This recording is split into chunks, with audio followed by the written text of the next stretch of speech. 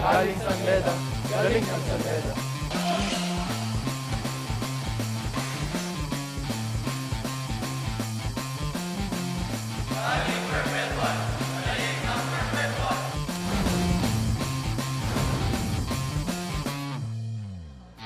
Patuloy ang painit na college basketball action dito sa loob ng Philoil Flying V Center sa napakagandang lungsod ng San Juan sa pagpapatuloy ng kauna-unahang Liga Colegio ng ating bansa.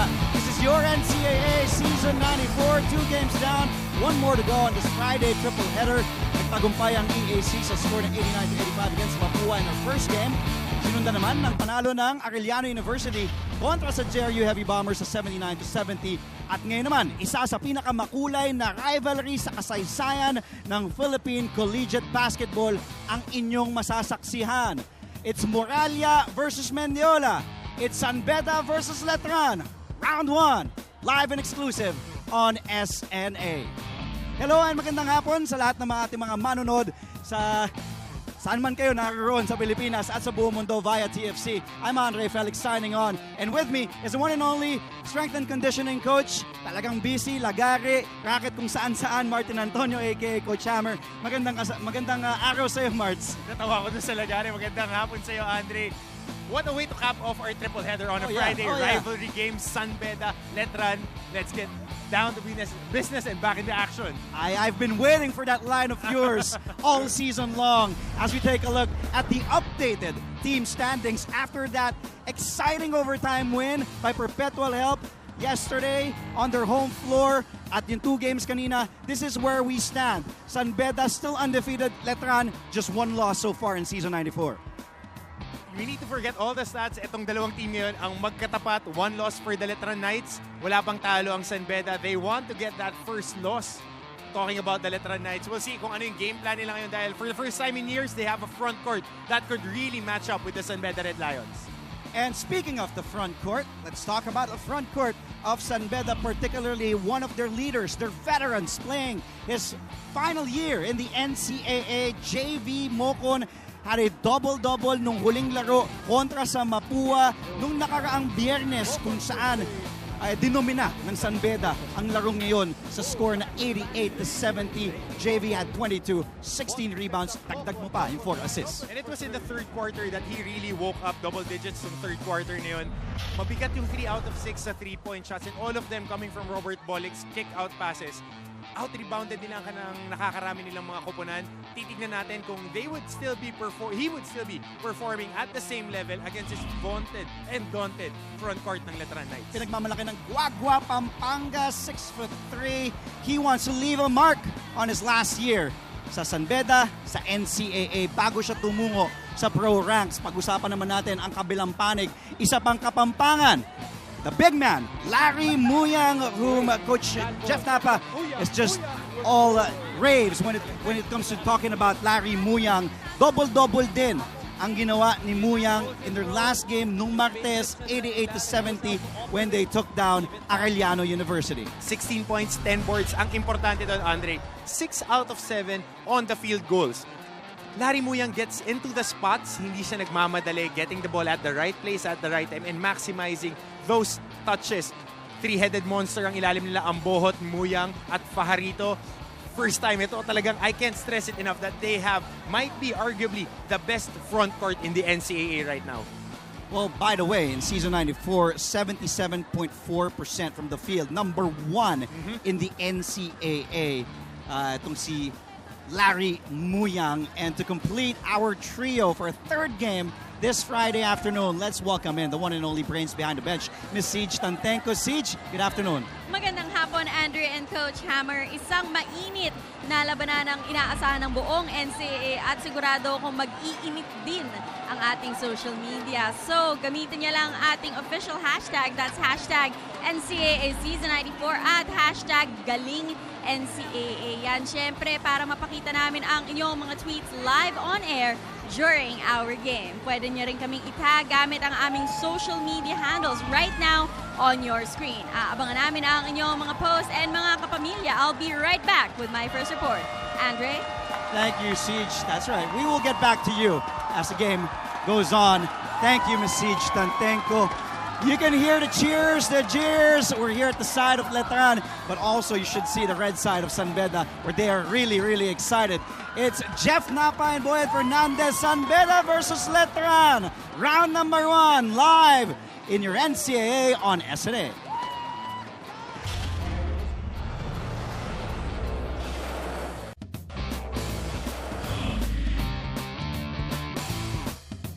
Raj Tonko, point guard. Robert Bolick, point guard. Tangkwa Pierre, center. JB Mocon, power forward. Clint Duliges, small forward.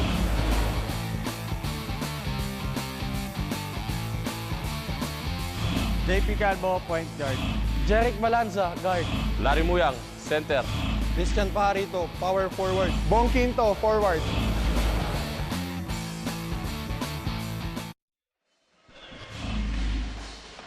On your screens, the starting 5 for both squads. Simulan na muna natin, Martin, ang mangunguna para kay Coach Boyd Fernandez. Tonko, Bolick, itong si Tangkwa. Tangkwa, Mocon, and of course, Clint Duliges. Walang changes sa kanilang starting 5 para naman dito sa Letran Knights. It's the usual. JP Calvo, Jeric Balanza, Larry Muyang, Christian Pajarito, and Bong Quinto. Both coaches sticking to what is working with them. Our referees for this match, George Sarapia, Donald De Dios, Clarence Bautista, and a fourth man, if needed, Julius Dula. Unang possession sa Colegio de San Juan de Letran na naka-asul. Ngayong hapon, ang San Beda University ang nakaputi. Calvo Tumuyang, fresh off his double-double performance, and he strikes first blood for Letran using the glass. And that's why he's number 1 when it comes to field goals. A little under 78%. Larry Muyang almost automatic every time he handles the truck. And Tonko misses from the outside. Pajarito, napunta kay Moko ng bola. And Duliges tracks a loose ball for San Beda. Duliges to the cutting Bolick. First 2, we're tied. And great presence of mind right there, not forcing a shot. Robert Bolick pulling and going backdoor at the last moment. Almost a minute as it gone by here in the first quarter. Quinto, binabantayan ni Duliges. The help by Tangkwa. Cross court to his partner, Calvo. And Bolick gets rebound number 1. Always eyes ahead, head up. Duliges for 3. He overshoots his mark. Ball will go back to Letran. And it has been one of the, how should I put this? One of the problems ni Clint Duliges this year is starting hot and starting strong. Nakita natin ilang laro na rin. Bawat simula, susubok siya. At least he takes 4 shots na wild or mid-test in the first quarter. Calvo. Now to Quinto, has all day to shoot. But he misses on that 3. Bolick rebound number 2. The King Lion says, wait a minute, I don't have the numbers. Here's Bolick. Bolick again all the way, using the glass. Robert Bolick now with 4 points. And in the biggest games, it's the King Lions that really take the cudgels and the first nights. Makikita natin ngayon, mga bagong mukha na dahil nag-move on na rin ang mga ibang players ng Letran. Reynam Batak for 1. And ngayon, Robert Bolick still making a case for himself here sa kanyang huling taon. Quinto, difficult fall away. He misses. Bolick again with his 3rd rebound this afternoon. But a turnover there. Masyadong malakas ang pasa.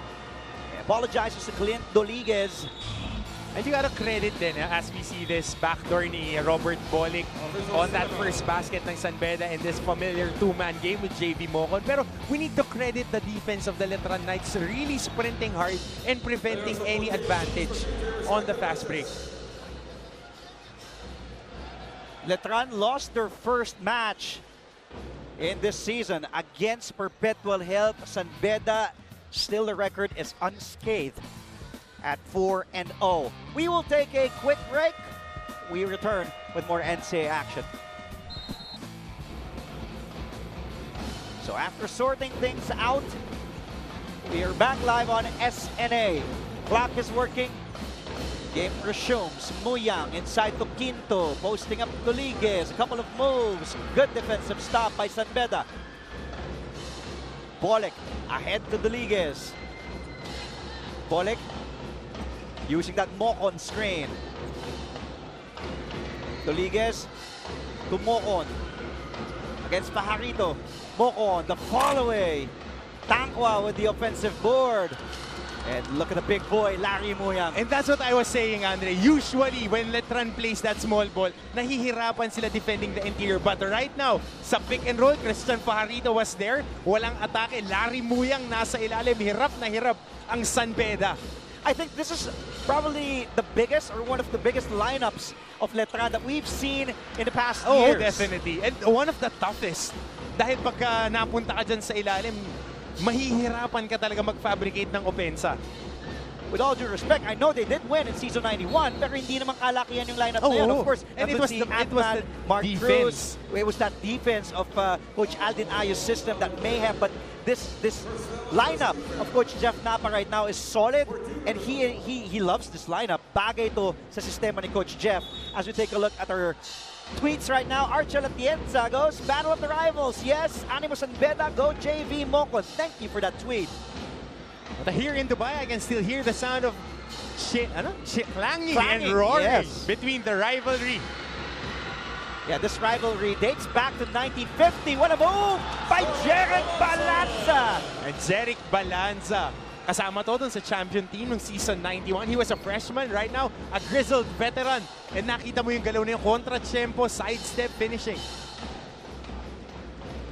Tabla ang ating talaan sa 4. Mocon. Looking to go inside. You gotta credit their defense. Hirap sa high-low si Donald Tanco and Christian Pajarito using the length.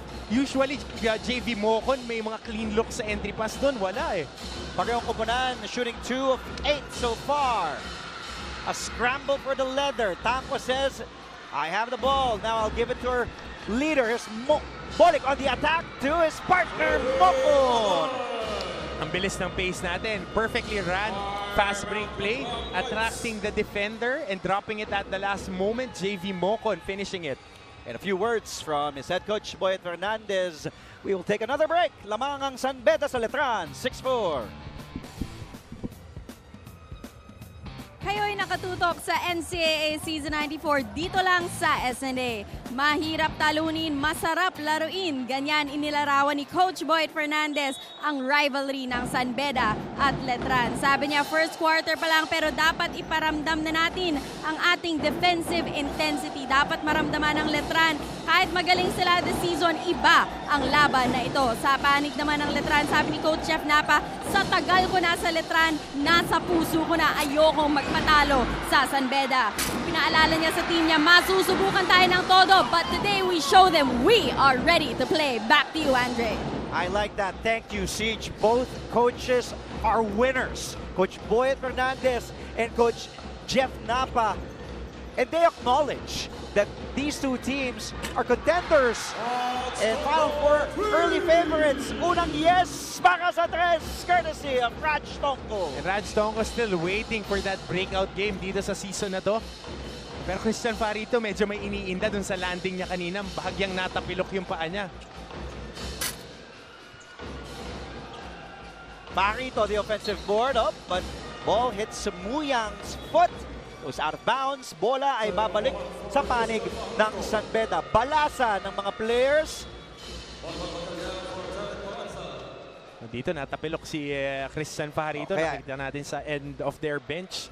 And now Bonbon Batillier comes in for the first time. Balanza will also check out. And this will be a very good matchup. Bon Batillier and Robert Bolik. Batillier accepting that he is a role player here. One of their top defensive players. And ito, Bong Quinto, playing in his more comfortable 3 position right now. Mas may advantage siya sa postihan at sa quickness, kaya nakakuha siya ng fast break layup. Sabi nga ni Bong mas komportable siya. Tama yung nabanggit mo Dahil he has rin malalaki. May Muyang, may Pajarito, then you have Ambohot who just checked in. Usually comes off the bench. Meron siyang advantage when it comes to posting up. Ito, Bon Batillier nakakuha ng steal. Batillier all the way. Quinto tried to put it back in. Makukuha ni Duliges. Sumatakbo ang San Beda. Here's Bolik.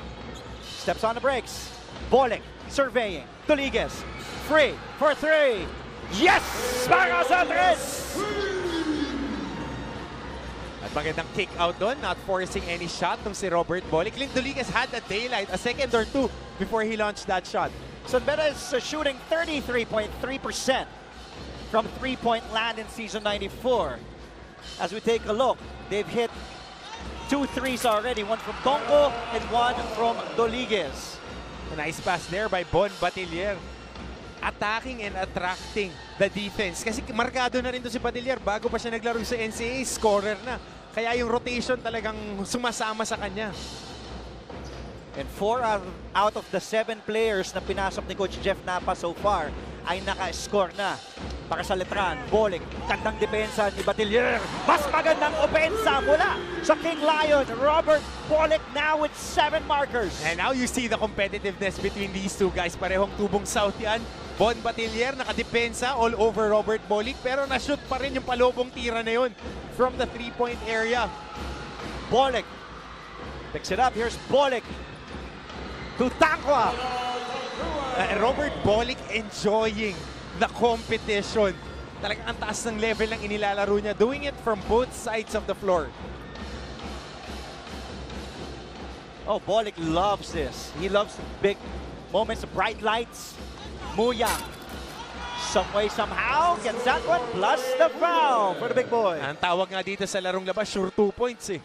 Sure ball pagka nabibigyan sa ilalim na. Tingnan natin yung pasa muna kay Bong Quinto. Streaking on the middle of the floor.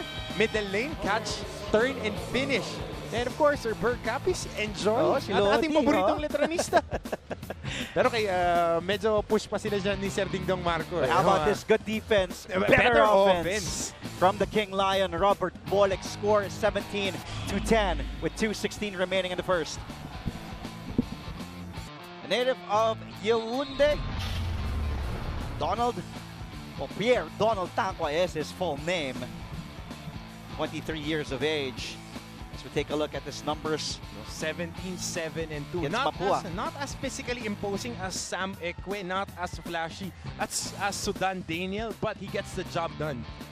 For the San Beda Red Lions, just being that workhorse underneath. I like that. He gets the job done. He's not like Ola. No, kasi si Ola, he gets a reaction from you whenever he plays it. You would either love si him. Sudan flashy. Si Sudan. High leaper, shot Superman. blocker. Yeah. Tapos si Sam physically imposing. It speaks for himself. But Tangwa, just solid operator. Yes. And talking about solid operators, Larry Muyang 5 points, sure ball. Letran as a team has 4 assists. Bolick on his lonesome has 4 dimes as well. You know, the growth of Robert Bolick's game is just really unbelievable if you think about it, and inspiring his story. Well, you get the reps, you get the opportunities to showcase yourself, especially on big games. Mag-grow ka talaga. And he has emerged as one of the top collegiate basketball players of today.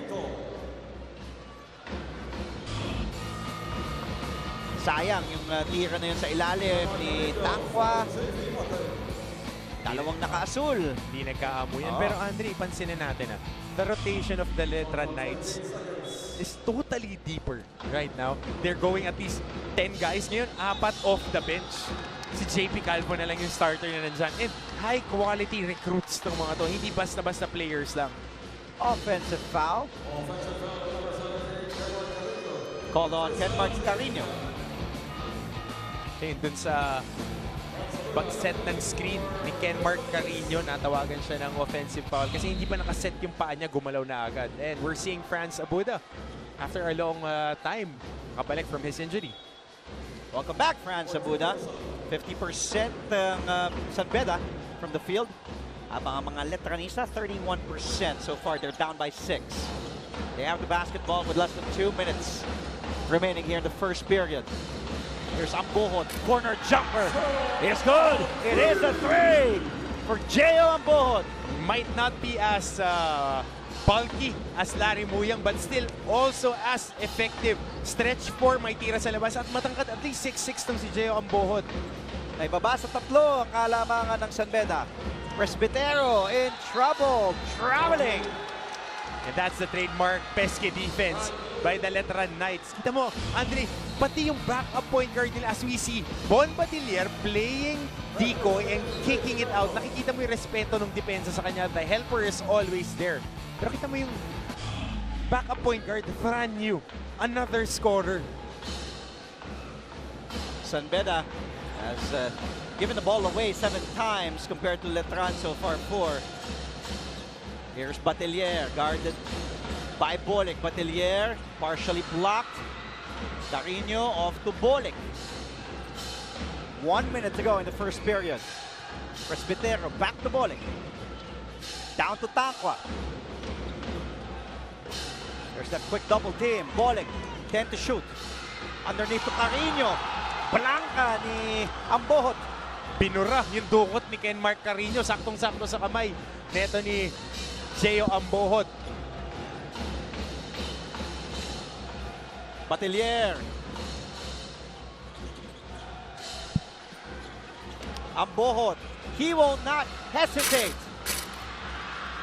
And Taqwa with a rebound. Oh, libre na si Fran Yu kanina dun sa cross-court. Pinasa pa kay Ambohot. Dahil nakashoot naman si Ambohot, hindi lang nga nakuha yung 3-point shot na yan. Pero minsan yun ang kailangan eh. Yung kumpiyansa, yung no hesitation. Fran Yu has to take that shot.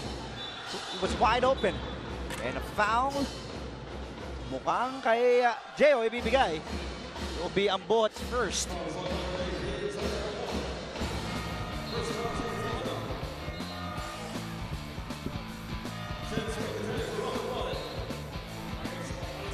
James Canlas, ipinasok na rito, Andre. Last game, he played really, really well. And he just knows where to plug in. This guy has been a very highly recruited high school player. Right now, starting his stuff for the Beda Red Lions. The baseline inbound, last 10 seconds. There's an inbound pass. Oh, makukuha pa dito ni Taladua. 6 to go. Taladua hanging in the air. Abuda. Hoist that one up. Oh. And after 10 minutes, frenetic action between the longtime rivals. This one started back in October 28, 1950. That was the first time ever Beda and Letran met in the finals. It's round 1 here in season 94 between these two storied schools in the NCAA. The biggest lead of the Red Lions has gone up to 9. Letran is able to chip it down. Bolic scoring, dishing to the Ligues. The Red Lions have knocked down 3 triples compared to Letran's only 1. That's a score at the end of 1. 17 for the Red Lions, 14 for the Knights. Second quarter sa aming pagbabalik.